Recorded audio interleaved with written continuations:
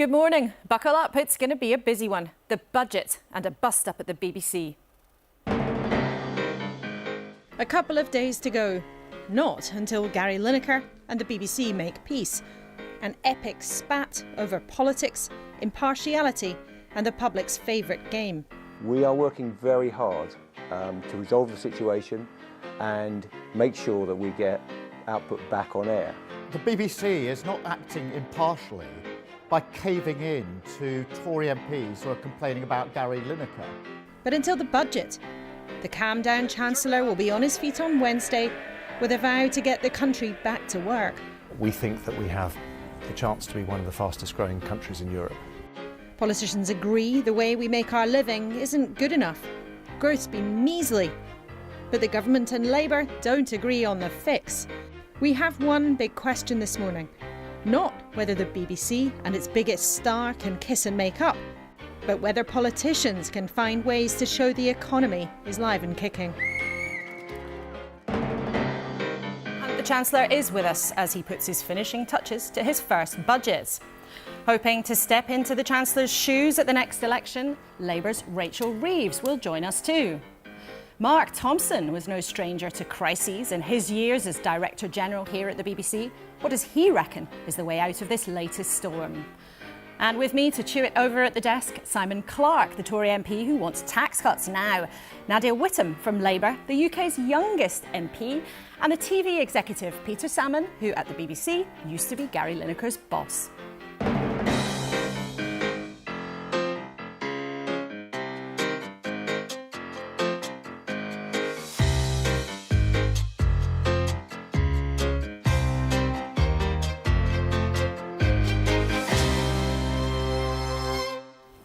Welcome. We're going to keep you busy this morning because it's the budget on Wednesday. Now, that is a critical moment, especially when the economy is only really wobbling along.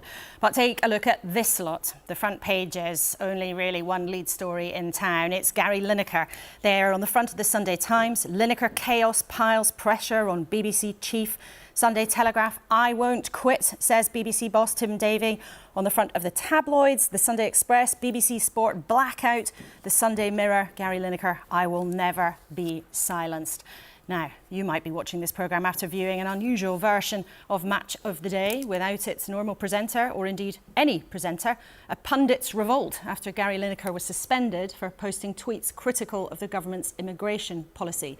It's clear Tim Davie wants him back, but can this mighty mess be resolved? Now, Peter, you are one of the few people who work closely with Gary Lineker. You were his boss. What do you think would be going on in his mind? What's he up to?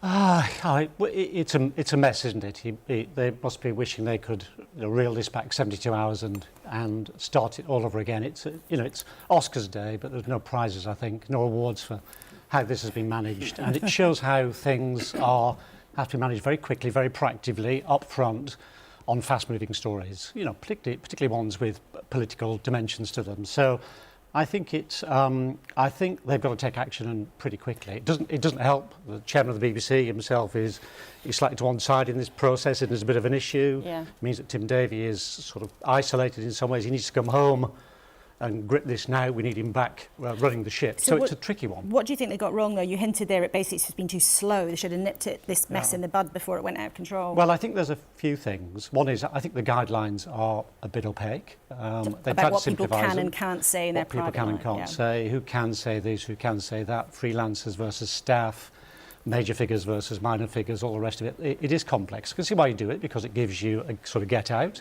in some ways for every situation. But equally, times like it can feel like it's a bit heavy-handed.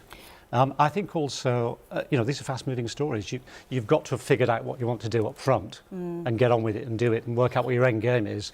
And now the story and the situation's got away from them. And just briefly, what do you think Gary Lineker actually has been trying to achieve with all of this? Because he has got into trouble over this kind of thing before and then not stopped himself. Where's his responsibility? It's complex, isn't it? He's a major figure now. He's 25 years in Match of the Day. He's more than just a TV presenter. He's a national figure. He's got views. He's got passions. He's been involved in looking after Ukrainian refugees.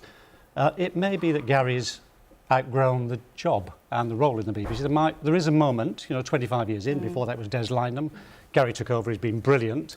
sometimes there's a point at which you cross the line and your ambitions become such that you... So maybe he's on the way to the door. That's very interesting. Yep. Now, of course, this has, created this huge standoff between Gary Lineker and the BBC, but it has also got politicians absolutely on high alert, high drama. Simon, why does it matter to some people in your party so much what a sports presenter is saying online? Well, I disagree very profoundly with what Gary Lineker said. I think that comparisons to the 1930s, as he's made, are deeply inappropriate and actually very tasteless. It is a very difficult issue, and I think, as Peter says, that there is an element whereby the BBC needs to resolve some of the ambiguities about the relationship between... Why does it matter to MPs what a sports presenter is saying? Why does it get some Conservatives so wound up? Mr Lineker has a huge reach, and the reality is that he is obviously operating on a publicly funded broadcaster. He is someone whose platform largely derives from his role at the BBC. He's saying things which are sharply partisan, and I think which are also deeply unfair. And certainly I think the majority of people watching this programme, I think, would accept that we have a legitimate right to control our borders. But wouldn't you also, as a Conservative, stand up for free speech? Yes, I would. And actually, I think this whole situation is fundamentally a mess, and it's one where the BBC needs to resolve this ambiguity. I don't like cancel culture of any kind. I don't like to see people being taken off air. I think there is a slight irony here and a slight hypocrisy, because obviously I wonder how many of the same people calling for Gary Lineker to be restored were calling for Jeremy Clarkson a few weeks ago to be removed. Well, you used the word hypocrisy there. Nadia, I know on Twitter, actually, you said there was something about hypocrisy about this row. What did you mean by that? Well, I think, firstly, Gary Lineker was right to call out the government's bill. And I think, yes, he works for the BBC, and it's important that the BBC is impartial. But as you say, he's a sports presenter, not a news presenter. And if we're going to talk about impartiality, let's talk about the fact that the BBC chairman donated £400,000 to the Conservative Party and arranged an £800,000 loan to Boris Johnson.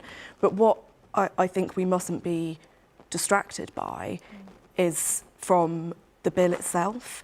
Which is what Gary Lineker was drawing attention to, because the government is trying to play divide and rule, pure and simple, by criminalising asylum seekers and in the process risking breaking international law. But some people in your party say actually what he said, to make a comparison with 1930s Germany, Yvette Cooper said actually he was wrong to do that. So some people even in your own party think he overstepped the mark.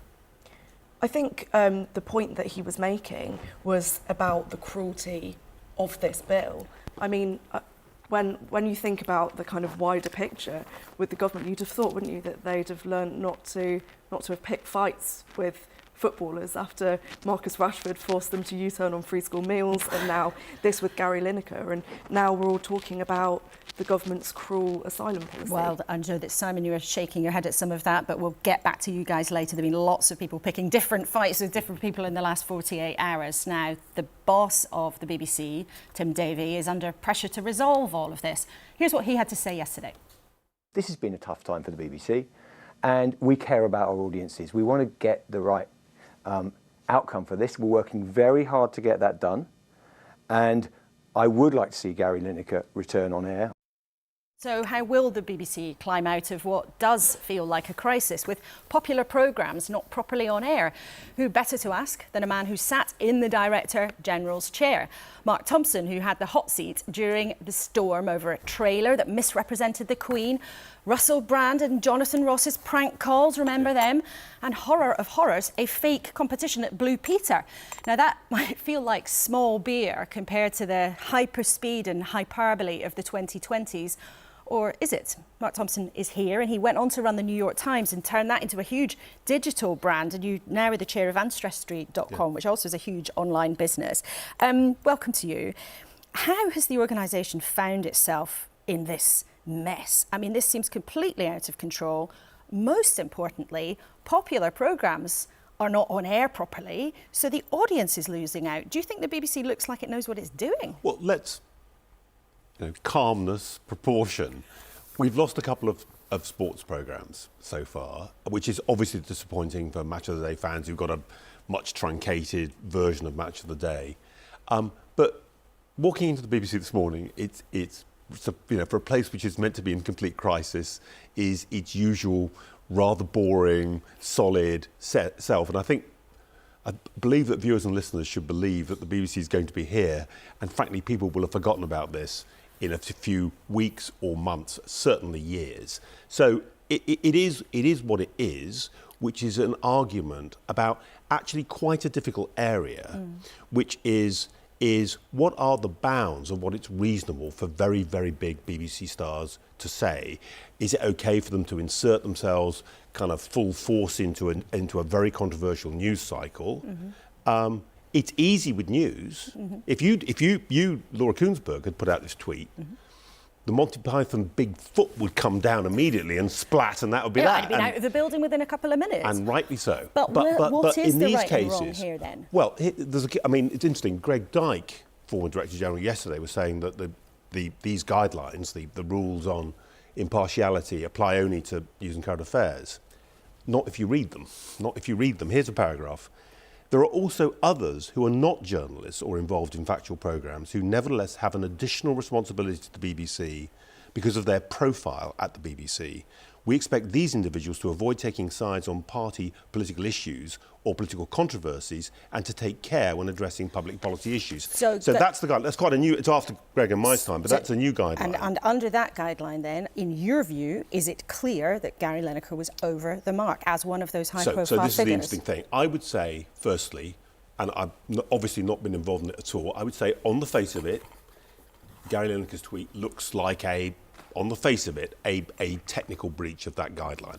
But I think we've also got our old friend, the grey area here. In other words, no one thinks this is the same as you or Hugh Edwards doing it, that this is not like a news presenter basically tearing up the impartiality principles inside the kind of news machine.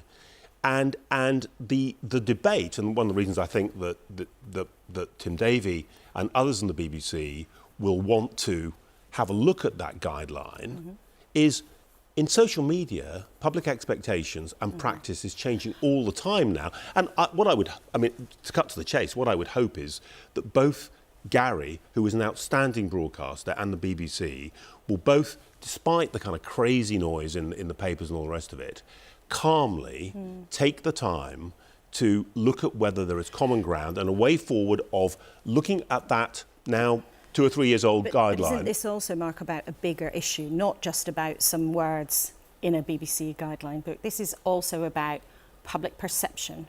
And isn't it perhaps the case that actually the BBC has walked into something that has left many people, perhaps many people this morning, watching and thinking, well, hang on a minute, they've taken the side of the government. Isn't there the perception that actually the BBC has bowed to pressure from the Conservatives, not least because of the ongoing saga of the BBC chair and his donations to the Conservative Party? Well, we might come on to that separately. I think what the BBC's walked into is the 21st century. I mean, if you go across the Atlantic to my most recent main employer, the New York Times, very similar debates about the boundaries of, in quotes, freedom of speech and what's appropriate for an organisation which is trying to remain independent and impartial. But is it possible in this world? This is global. Well, the point is, it's like new behaviours, new public attitudes, new understandable attitudes from individuals, e.g. a freelancer like Gary Lineker, and therefore the need to think carefully about where to strike the balance. And I think the balance is going to continue to change. So I don't believe... I mean, this particular incident in some ways is a very unhappy kind of accident. Gary Lineker, clearly, I know Gary well enough to believe in his integrity and his good faith, felt passionately about an issue and wanted to throw that into the debate. The effect of the tweet, as we've heard, has been to distract from the actual issue, the men, women and children in those boats and all of that. And now it's become an issue about Gary Lineker and the BBC. So weirdly, this is not actually, far from actually kind of influencing that debate, it's actually kidnapped the debate and put it into another unhelpful direction. Do you think, though, that the issue around Richard Sharp, the BBC chair, has made it harder for the BBC to defend what's going on? Would it be better, in your view, if the board said to its chair, which they would have the power to do, not Tim Davie alone, but the board could say, or he could decide to step aside for a while while the inquiry into his links to Boris Johnson is concluded. And when you say not Tim Davie alone, not Tim Davie at all. At all. It's a government appointment. It was Boris Johnson who appointed Richard Sharp, not Tim Davie. Indeed it was, but in order to help clear up all of this, to help defend that reputation, would it be better for the BBC if the chair, Richard Sharp, with his links to the Conservative Party, were to stand aside until whatever happened between him and Boris Johnson and his finances is cleared up? Would that be better? Well, I think, what I would say is, hang about. At the moment, there's an independent inquiry going on into this matter. The leading counsel is asking everyone and is going to produce, I believe, relatively soon. Should we stand aside while that happens? The chairman of the BBC is not an operational executive. I mean, if you go into the control room here, you will not see the chairman of the BBC giving orders. They look at BBC policy strategically, Gary Lineker was suspended, isn't it different? In perspective, Gary Lineker is an active broadcaster for the BBC. Richard Sharp is part of a governing body which doesn't take decisions in real time about actual editorial matters. So I think the most sensible thing, again, is just to calm down, ignore the papers, and let the person who's doing the inquiry complete their inquiry, look at what they say, and then make a decision on the basis of what you know about the facts, rather than just on the fly deciding, oh dear, it's a bit awkward having two of these things running at the same time. Let's shoot from the hip. We're almost out of time, but I just want to ask you, yes or no, if you can. Do you think Gary Lineker will be back on air tonight? I hope so.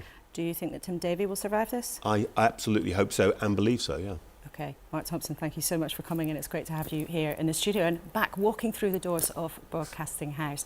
Now, let's hear from our panel, because over there listening to all of that was Peter Salmon, who was a fellow former BBC executive. And Peter, what did you make of what Mark had to say? I mean, he was obviously trying to calm things down, take a breath. But how do you think that's going to play out? Well, I think Mark's obviously right. He's my former boss, so I'm bound to say this. Well, you've got to say the right thing. A lot of wisdom and cool thinking around this project. You're absolutely right. Played out in the heat of real time against one of the biggest political debates of the day. 24-hour news cycle, all the rest of it. So deep breath, think about it. How can each side just pull back a little bit and sort of move forward together? I think the issue of resolving the issues around the chair are quite complex, inevitably, because staff feel it. I know from chatting to friends of mine in the organisation that this decision, it doesn't feel like it's not that it impacted this decision, but the staff are looking over their shoulders. They're worried about instability or they're worried about influence. People in the BBC feel that very, feel that very intimately. So I think that's got to be resolved quite quickly. OK, well, we'll see what happens in the next few days. It's obviously been a fast-moving 48 hours. Now, let's talk about the budget, because the decisions that the Chancellor announces in the next 48 hours or so are going to affect each and every single one of us. Nadia, what would you expect and what would you hope to hear from the Chancellor? And I suppose, what are the problems you think he's got to try and fix? What we need from the budget in the first instance, the immediate priority, is helping people with the cost of living crisis. That means raising pay, raising benefits, implementing a proper windfall tax on oil and gas giants to cut people's bills. And then we also need ambition for the future. So essentially taxing the rich, introducing wealth taxes and using that money to invest in public services, both in long-term challenges like the climate crisis and also to ease the cost of living. But what we have instead, after 13 years of austerity, is we've seen our public services crumbling, our social security net has been destroyed, and now we're going into a cost of living crisis. And it seems, well, we're in a cost of living crisis, and it seems that the government is offering more of the same, which is basically saying to people, I know you're worse off than you were in 2008. I was 11 in 2008. We've already said you're the youngest MP. You don't have to show off about how old and wrinkly we all are. But you're not going to get a pay rise. Well, Simon, what do you say to that? Because I'm not surprised. Our audience is not going to be surprised that you're not exactly on the same page as Nadia, but people are suffering, aren't they? Absolutely, and these are difficult times, and there are a wide variety of reasons for that. We know, obviously, the impact of the pandemic, the impact of war in Europe, and the inflationary consequences of what Putin has done. The reality is that if we want inflation to come down as quickly as possible, then we need to show sensible restraint. That is something which I think is a difficult but important truth that we need to convey to the public at this time that if we go for inflation-busting pay increases to the main public sector unions, as they're demanding, up to 19% in some cases, we will, I'm afraid, make things worse rather than better. Now, there's lots we can do on the positive side of the ledger to make sure that the economy is both stronger and that living standards improve. And growth really is the central challenge, which I think the Chancellor is going to try and address. But do you think you're going to get the tax cuts that you and some of your colleagues want? Well, I would love to see a reduction in the burden of taxation. We all know that it's at a 70-year high. There are difficult choices around how we address this, but I don't think that we can continue to look at all the challenges that this country faces around an ever larger set of demands and say that just dividing the cake ever more finely is going to get us out of trouble. That's why we've got to really go for growth. You keep talking about difficult choices, but we're not talking about who is making these difficult choices. Through my constituency office door, we're seeing people who haven't had a hot meal in days. I'm supporting a mother at the moment who is having to put 3 pairs of socks on her baby because she can't afford her heating and is having to survive on her children's leftovers. What do you say then to those people? What do you say to a nurse who can't afford to feed her kids? Do you just say, well, you have to put up with it? Well, because then they'll leave the NHS, and that's fueling the crisis in retention and recruitment. I would say we put together a package worth over £37 billion to help with the cost of living, which is something which has meant that every household across this country has received support during the crisis, and obviously those who need it the most have received the most. But £37 billion isn't making a difference to that individual person. Well, it should be making a difference in every household. And look, we all want to see that support go out. That's because wages aren't going up. And if we want to see wages grow sustainably, Nadia, then what we need to do is to make sure that we have the most competitive and dynamic economy that we can possibly have. We need to build the homes we need to reform the planning system so that the infrastructure we need can go in. We need to make sure that we are doing things which mean that the UK becomes a better place to invest because of a lower tax regime than other countries. Your party has scrapped local house building targets. And Keir Starmer was campaigning in 2021 against our planned reforms when Robert Jenrick was the Housing Secretary. OK, well, you two, after our interviews with the Chancellor and the Shadow Chancellor, will have another go at trying to resolve your arguments or enjoying them or reacting to what the Chancellor himself will have to say. But all three of you, thank you very much for now. There's some big questions there because Wednesday is a big day. But no single week alone is responsible for how the country makes its living. So after more than 10 years of the Conservatives in charge, we thought we'd take a look at the big picture. Remember back then?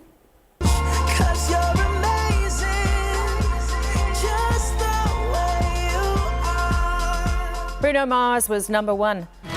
To infinity and beyond. We went to infinity and beyond for the 3rd time at the cinema. And this fresh-faced young man had just been made the Culture Secretary. We want to do things and do things better, but we can only do that if we put the economy back on its feet and particularly restore the nation's finances. Since then, though, on average, the economy's grown only by 1.5% a year. Measly by historical standards, but not bad to compare to other countries. But look what's happened to wages in that time. At the end of 2010, the average take-home pay was just under £600 a week in today's cash. But in December last year, it was £588. So by some measures, average wages are less than 12 years ago. And the average house now costs nearly 7 times the average earnings, up from 5 times back then. And of course, rents now are racing up too, by 12% in the last year. A slightly older Jeremy Hunt, who's now the Chancellor, joins us in the studio. I have to say, looking almost exactly the same, but maybe with a new tie. Looking at those statistics, though, do you think life's got harder for people in this country under the Conservatives' time in charge? Well, I'm actually very proud of the fact that, given the challenges we've had, the biggest financial crisis since the Second World War, the energy crisis caused by what's happening in Ukraine, the pandemic, we've actually grown faster than major countries like France, Japan, Italy, and about the same rate as Europe's biggest economy, Germany. And at the same time as doing that, we've managed to bring inequality down. We've lifted 2 million households out of absolute poverty after housing costs, including 500,000 children.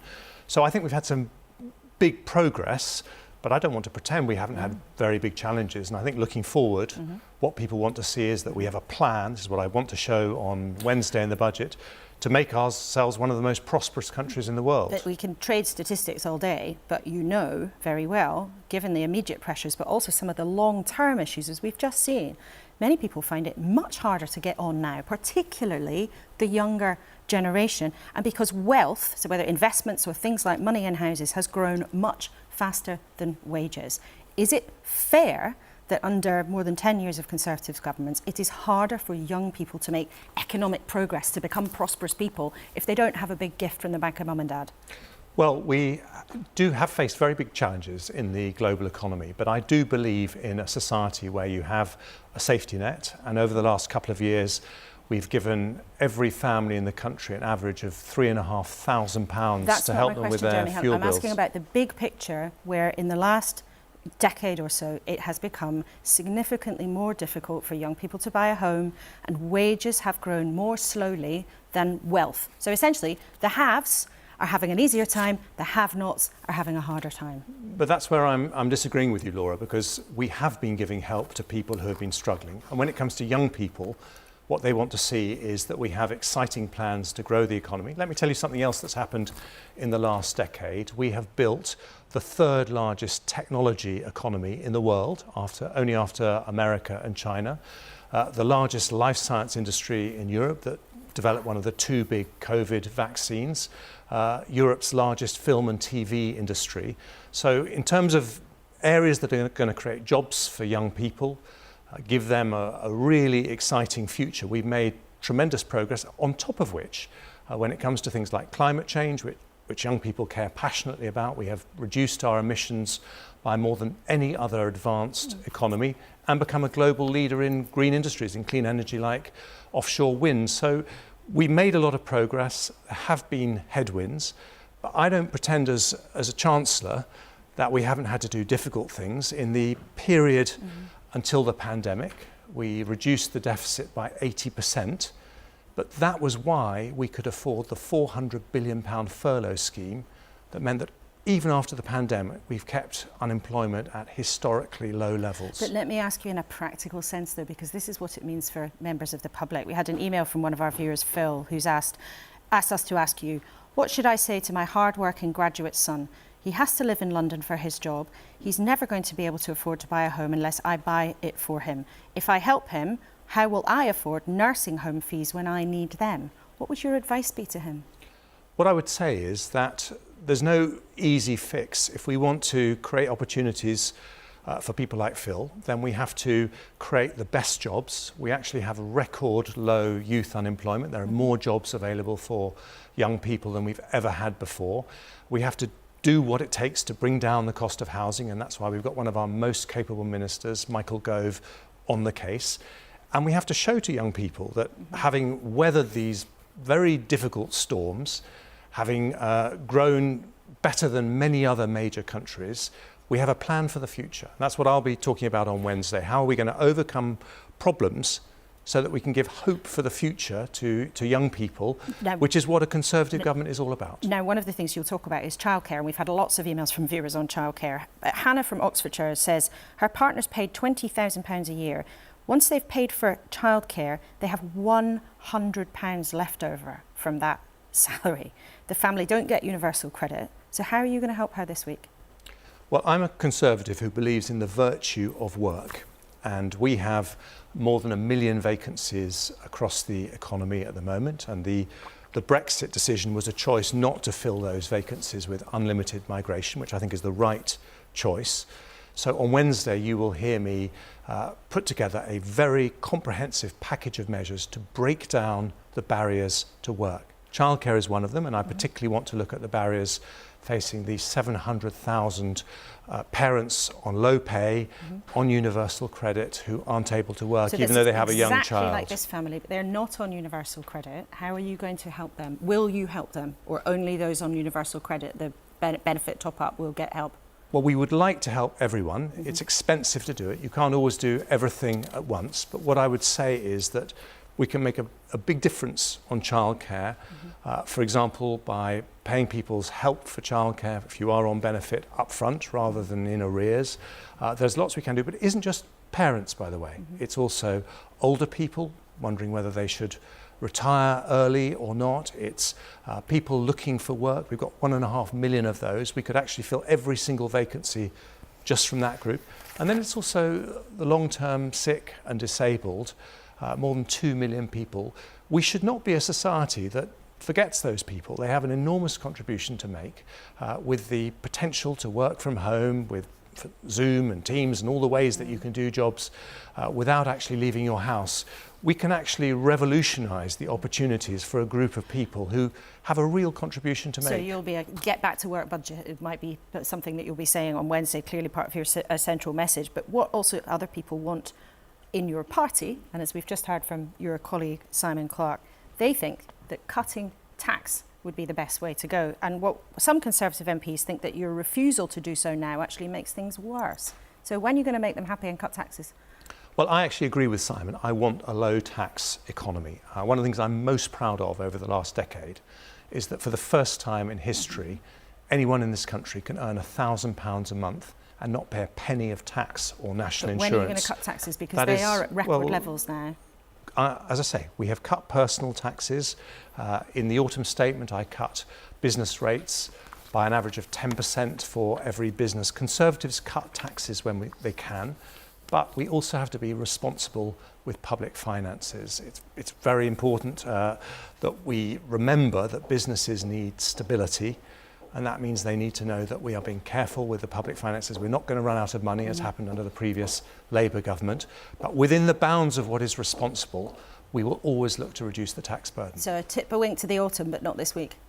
Well, I think you will see me doing everything we can within the bounds of responsibility. Okay. But what I think you will also see is some hope for the future, because I think we have fantastic opportunities in this country. There is a hard road to follow to get there, but we really can be one of the most prosperous countries in Europe, if not the world. Now, one of the sectors that you've mentioned as providing huge opportunity potentially is tech and science. But in that sector right now, there's a lot of concern over the collapse of a bank in America, the Silicon Valley Bank. Now, that funds a lot of tech companies. We know the Treasury and the Bank of England, you've said publicly already that you will help find a way through the situation. But will you guarantee 100% of the deposits of the companies who stand to lose millions? Well, the first thing I want to say is that the Governor of the Bank of England has said that there is not a systemic risk to the financial system, so people should be reassured by that. There is a serious risk to some of our most promising companies in technology and life sciences. The Prime Minister, the Governor of the Bank of England were up late last night. We've been working through the weekend to come up with a solution. We want to find a way that minimises, or if we possibly can, avoids all losses to those incredibly promising countries. What we will do is bring forward very quickly a plan to make sure that they can meet their operational cash flow requirements. Will that plan mean 100% guarantee of their deposits? Well, you'll have to wait to see the whole plan. But what we will do is bring forward a plan to make sure they can pay their staff. That's the big ask we've had in the last 24 hours. And I'd like to read to you and share with our viewers what one source involved in the discussions told me this morning. They said it all feels like it could be pretty terminal for UK tech. The Prime Minister is going big guns about creating a great place for innovation, but this Monday, at least 200 firms employing thousands of people will find they can't pay their staff or suppliers because the bank they had an account with has gone bust. Our investors estimate 30 to 40% of UK startups could be affected.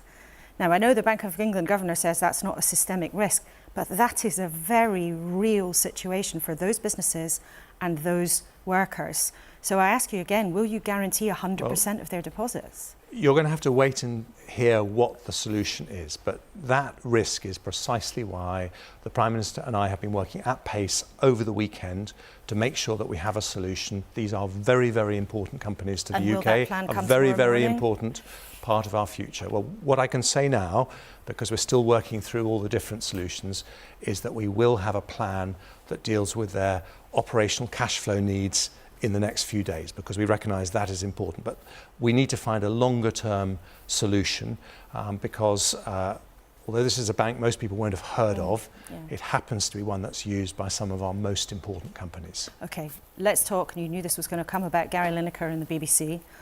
It's a big bust-up between the BBC and one of its highest paid stars, but it is also, for some Conservative MPs, something that has really got them riled. Now, in your view, should Gary Lineker be presenting Match of the Day tonight? Well, I don't think it's for me to say, and let me tell you why. It's because what matters, and I think what's come out of this, is the reason that we love the BBC, it's an incredibly important national institution, is because it's trusted for its independence and its impartiality. So I've got absolutely no idea which political party you voted for at the last election, and that is right. And what needs to happen as a result of not just the discussions about Gary Lineker, but also about the chairman of the BBC following the independent investigation that's now happening, is that we need to make sure we maintain that trust in the independence and the impartiality of the BBC. Now, I'm one of the people that the BBC scrutinises on behalf of the public, so it obviously isn't for me to say how the BBC does that, but it's very important it does. But do you think that this row about Gary Lineker, and I note there you mentioned Richard Sharp, the chairman of the BBC's links to the Conservative Party, do you believe those two things have called into question the impartiality of the BBC? Well, I don't want to say anything other than making sure the BBC maintains its reputation for independence and impartiality is the outcome that matters most. Now, I can disagree with Gary Lineker on small boats, as I do profoundly, but what really matters in all of this is that when you're interviewing me, people know that you're doing it on behalf of the public and not with a political motive, by the way, which I don't think you have at all. But that is the thing that needs to be protected. But when it comes to Gary Lineker, though, some of your colleagues get so exercised by what is essentially a sports presenter who is not saying what he said online, on air. Why does it matter so much to people? Well, we are a robust democracy, and if someone says something you disagree with, then MPs do what they can't do in Russia or China. They speak up and they say, I disagree with what that person said. But what matters behind this is something much more important, which is the way one of our most important national institutions works. And I think that's what we need to protect. Briefly, I just want to ask you a different aspect of this affair. This has been a conversation that began around the government's plans for immigration and asylum seekers. Some of your colleagues are concerned that under this legislation, children might be detained. Now, that was banned under David Cameron, under the coalition government that you were part of. Does that ban stand, or could children be detained under this new legislation? Well, we are making special arrangements for children, as the Home Secretary outlined. But I want to make this point, Laura. I am incredibly proud that under a Conservative government, we have had hundreds of thousands of families opening their doors to Ukrainians. We have given a bigger welcome to people from Hong Kong than nearly anywhere in the world, as well as doing an enormous amount for people from Afghanistan and Syria. And that's public, many people are very, very welcoming, but this is a specific public consent point. for legal migration depends on dealing with the unfairness of illegal migration, and that is why I think it is so important that we tackle this issue head on. But you said there'd be special arrangements for children. Does that mean you're ruling out a return to detaining refugee children? Are you ruling that out? Well, the Home Secretary has made clear that we are going to treat children differently under these arrangements, and I think you'll have to talk to her about precisely how that happens. OK, Jeremy Hunt, Chancellor, thank you very much indeed for coming in. I know it's a busy weekend with that banking situation and also with your budget on Wednesday. Thanks very much for being here. So, pressure on the purse strings and pressure politically too, not least from his rival, Rachel Reeves, Labour's shadow Chancellor. Now, she's one of the closest allies of Keir Starmer, and she has been painstakingly trying to build the party's financial credibility and reset Labour's relationship with business. We've heard too, she's become rather well known in the city, where she's been making lots of contacts and working very hard, and she's here back in the studio. Good morning to you, Rachel. Good morning. Now, let's start with the BBC. And then we will talk about the budget at length. Your leader has said the BBC has not acted impartially, but the other day Yvette Cooper, the Shadow Home Secretary, said that Gary Lineker's comments were wrong. Now, it's not very credible, is it, to have changed your mind like that?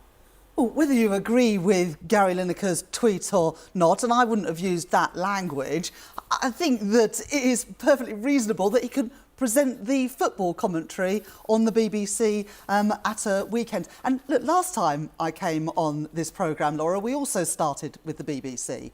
On the 22nd of January, I was sitting in this chair when the revelations came out about Richard Sharp. Richard Sharp, the chairman of the BBC, donated £400,000 to the Conservative Party, helped facilitate an £800,000 loan to the former Prime Minister, Boris Johnson. He is still in his job. Gary Lineker isn't able to present the football commentary. I think there is a sense of proportionality here. The Tories have obviously put a huge amount of pressure on the government to get rid of Gary Lineker. I don't remember those same Tory MPs crying about impartiality when those revelations about Richard Sharp came out. No, Richard Sharp has said publicly that he didn't do anything wrong and there is an investigation going on into that. But do you think that the BBC and the Director General, Tim Davies' reputation has been damaged by how this has been handled? Well, the BBC have clearly come under immense pressure from the Conservative Party to take Gary Lineker off air. Do you know that beyond what backbenchers have said publicly? I mean, do you have evidence for that? Just look at these letters, these tweets. Tory MPs are talking more about Gary Lineker than they are about the cost of living crisis, 7 million people waiting for NHS treatment, the crisis in terms of securing our borders and treating refugees with dignity, talking more about Gary Lineker than any of those things that matter on a day-to-day basis for our constituency. So under huge pressure, I think it is a shame that the BBC has bowed to that pressure. And I would urge the BBC to reconsider this decision because I think it has now gone totally out of proportion. OK, well, let's see what happens in the next couple of days. Let's talk then about things that are very important to our viewers and to your constituents and what's happening in the economy. Now, you've said this weekend that you would like Labour to follow something of Joe Biden's example, the American president who has put in billions and billions and billions of dollars into the economy. You want to put about more than 28 billion in a year to support the economy going green. Now, can you explain what that money would actually be for and how you'd spend it? Well, there's clearly a huge imperative to get our economy growing. You set that out earlier in the programme, Laura. I see around the country, when I visit businesses in all parts of the UK, huge potential and huge ambition. But it is obvious in the growth, the investment, the productivity numbers, that that potential is not being realised today. And so I do take inspiration from what President Biden is doing in the United States. He's turning the Rust Belt into an electric vehicle belt, creating good manufacturing jobs in former industrialised heartlands and getting businesses to invest in the UK. In the US, I want to see some of that action here in the UK. At the moment, Laura, it feels like we are in the changing room when other countries are in the global race, and we're going to miss out on that investment in carbon capture and storage, floating offshore wind, green steel, green hydrogen. Some country in the world is going to be the global leader in these futures, in the jobs of the future. Why not Britain? We have so much going for us, apart from a government that is prioritising these investments. But you're talking about £28 billion a year, which if you top that up over the lifetime of a parliament, I mean, it's about £140 billion. And I think to a lot of viewers this morning, that might sound like not just a lot of money, but a scary amount of state intervention. You know, that would be a big change in the economy. Should Whitehall, or if you're sitting in number 11 Downing Street, should we really be trying to pick winners in industry like that? Well, the point is that other countries, the US, Australia, the European economies, in Asia as well, are taking a punt on these jobs and industries of the future. And the real risk here, Laura, is that in 10 years' time, we're going to be importing electric vehicles because we failed to produce the batteries here. We're going to be importing steel because we failed to turn our steel industry to green steel. We're going to be importing hydrogen and electricity because we failed at this moment to seize those opportunities. So the question is, what happens if we don't do this? The big risk is that we let other countries steal a march on us here in Britain and miss out on those opportunities and see those low growth numbers become bedded in. But let me just give you one statistic. If we carry on the route that we are going at the moment with our growth rates, the average family in Poland is going to be better off than the average family in Britain by 2030. I'm determined that that is not the case, but it does require action and it does require some urgency. But some economists, and I know you were an economist by trade at the Bank of England before you became a politician, some economists and some politicians look at this, they look at what's happened in the US and that kind of intervention and they go, hang on a minute, that's going to take us back to some kind of era of protectionism when governments were looking after their own, and this could somehow lead to the end of proper free trade. Well, who's going to look after our jobs and industries if it's not the British government?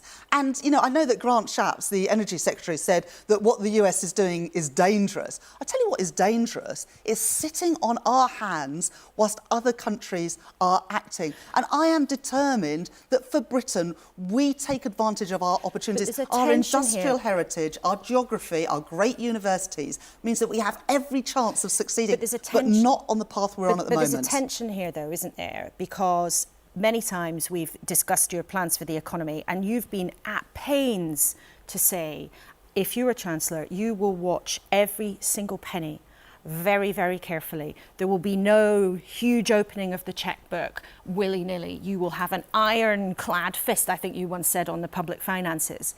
And then yet, here you are, putting forward a plan for tens and tens and tens of billions of pounds of subsidy. Now, doesn't that pull in the opposite direction? People might be confused about where you're really coming from. But let me answer that question directly. I've set out a set of fiscal rules that an incoming Labour government would abide by. Would get a grip of day-to-day spending, bring debt down as a share of our national economy, and then subject to that, invest in these huge opportunities. And we would make these investments our priority. It's why it's so important to get a grip of the day-to-day spending, especially some of the wasteful spending that we've seen from this government, because if we do that, we'll have the money for these investments. But these investments would be not crowding out business investment, it would be investing alongside business to get these industries off the ground. And the Office of Budget Responsibility, of course, monitor the public finances, have said this, that if we delay by a decade the actions needed to get to net zero, it doubles the cost. So a responsible Chancellor needs to know when to say no, and I'm absolutely fine to say no to spending requests, but they also know when you need to invest prudently alongside business to take advantage of the opportunities so that we can get out of this low growth, low productivity, low investment spiral that under the Tories Britain is in. But in terms of how these subsidies would work, I think people will be wondering this morning, are you actually talking about the government employing people, the government spending money on building things? Like, actually, how would this kind of scale of subsidy work? Because it is huge. I don't think of this as a subsidy. It's about investing alongside business. Well, what does that mean, though, in practical terms? Let me tell you. So if you take carbon capture and storage, companies like Drax want to invest and are investing in carbon capture and storage, but you need government to invest alongside business to create that capacity for storing the carbon in the North Sea. If you take hydrogen, it is a new technology. Green hydrogen is a new technology. No country is doing this at scale. You need a partnership between universities, government and business to get this off the ground. I am being guided here by what businesses are telling me about the opportunities, but also that this requires a partnership approach. So it's about governments, like other governments are doing around the world, investing alongside business to seize some of these opportunities. And under our plans for a national wealth fund, a national wealth fund is something that 70 countries around the world have, from Norway to Singapore to France, to invest as part of that national wealth fund in those gigafactories, in green steel, in green hydrogen, in renewable ready ports, with business, alongside business, because that's what they are calling and crying out for right now. Now, let's talk about one business that's having a huge effect on having gone under, the Silicon Valley Bank we talked about with the Chancellor. Now, as we've heard, there are many firms in this country. It's not, a bank that we'll all have heard of, but there are many tech firms in particular who are worried now about what's going to happen when they open tomorrow morning because they're worried about losing their money. Would you push for the government to guarantee 100% of the money that those firms have with that bank? Well, first of all, I understand why businesses are so concerned. I did a piece of work last year on how to make Britain the best place to start and grow a business.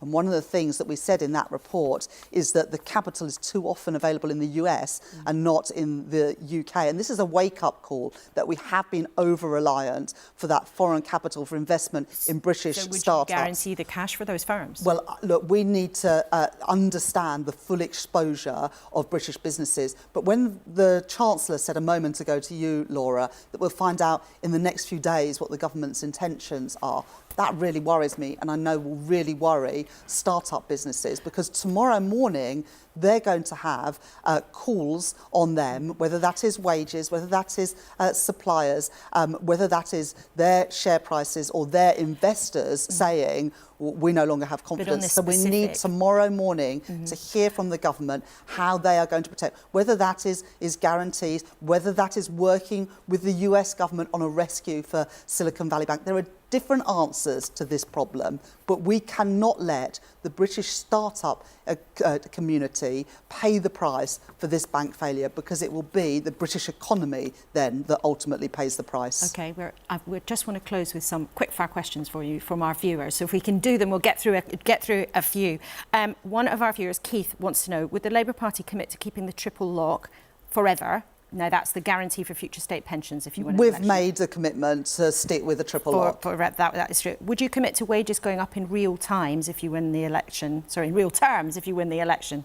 Would wages be higher at the end of 5 years if Labour wins an election? Well, you showed the statistics earlier that after 13 years, wages are lower now.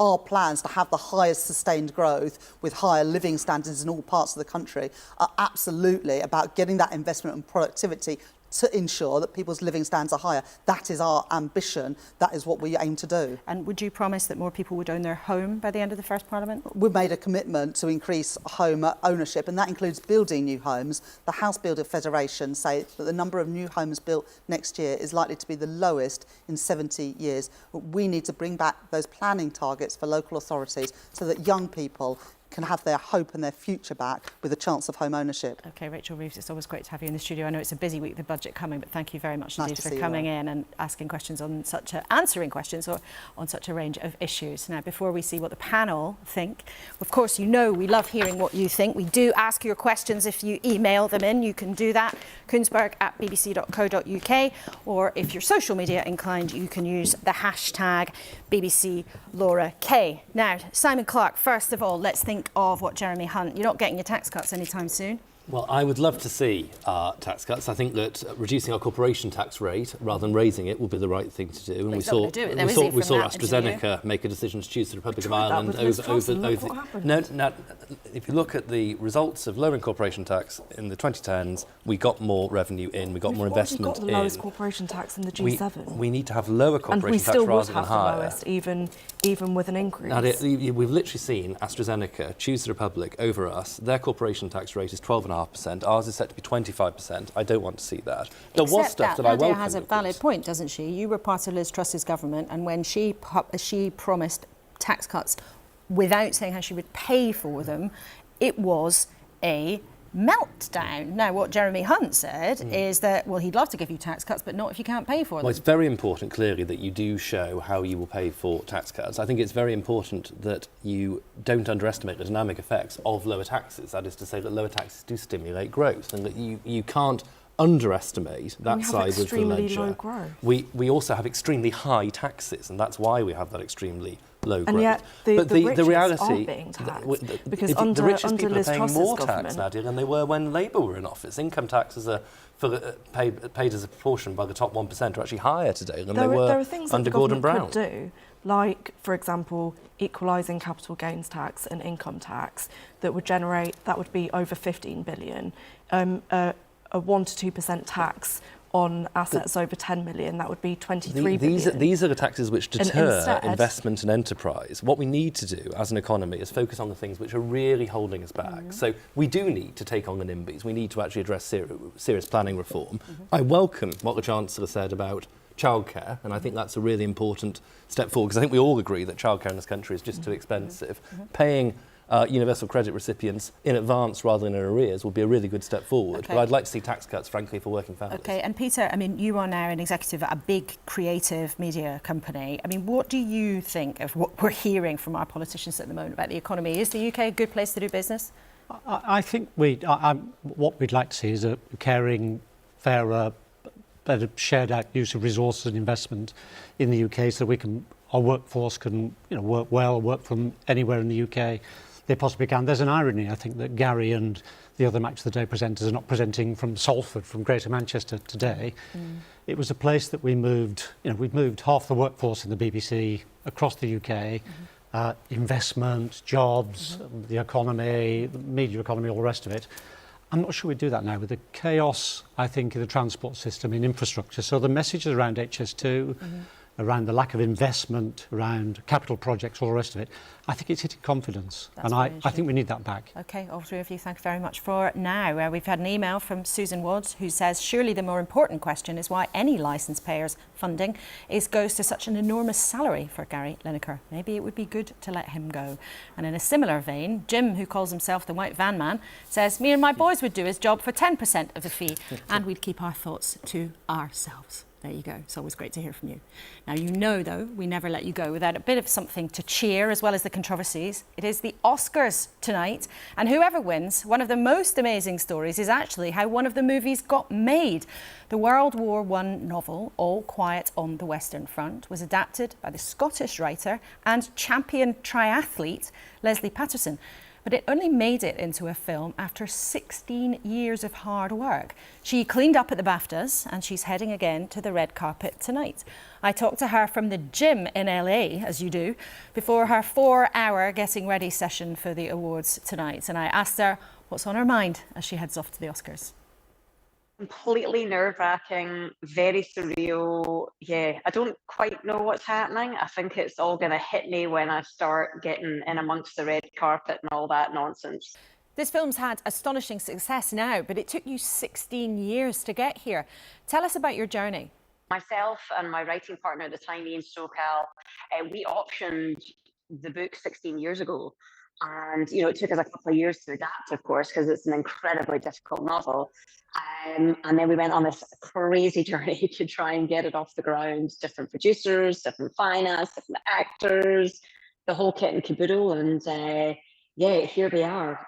And Leslie, you read the book, All Quiet on the Western Front, at school, and then it stayed with you for so many years, including during your successful career as a triathlete. So you know a thing or two about endurance, don't you? Yeah, and pain and suffering, that's for sure. I think it's one of those things that it just stays in your soul. It's like that fire in the belly. And, ultimately the triathlon training for me, it just kind of stabilised me in many ways because it's so arbitrary whether or not you get a film off the ground. At least in sport, you say you're going to go run 10 miles, you run 10 miles and you tick that nice little box. So it was a very definitive thing for me to kind of wrestle around what was not happening in film. I hope to kind of lead by example and inspire people to keep going. And you won at the BAFTAs. Do you think you'll win tonight? There's so much love for the film. Maybe we could be the dark horse that runs away with it. So fingers, toes, everyone crossed. If you do, we hope you don't get cut off like you were during your speech at the BAFTAs. We get 45 seconds, that's it, and there's 3 of us. So really, you can't say much before the old music starts playing. So we'll see if I get even a sentence. And after all of this success, what are you working on next? We have a great project, a psychological thriller set in the Highlands of Scotland in Glencoe. So I can't wait to do my wee run over the mountain and then get on set. I think that would be my perfect day. But we also have a really amazing historical epic set in Ghana in 1900 that I'm secretly hoping to get Idris Elba on board for. So we'll see if that pans out. His mother's from Ghana, so I think it would be the perfect fit. Well, you never know. Maybe Idris will be watching this morning. All you three, any tips for the Oscars tonight, Nadia? Well, I'll be crossing everything for Leslie tonight.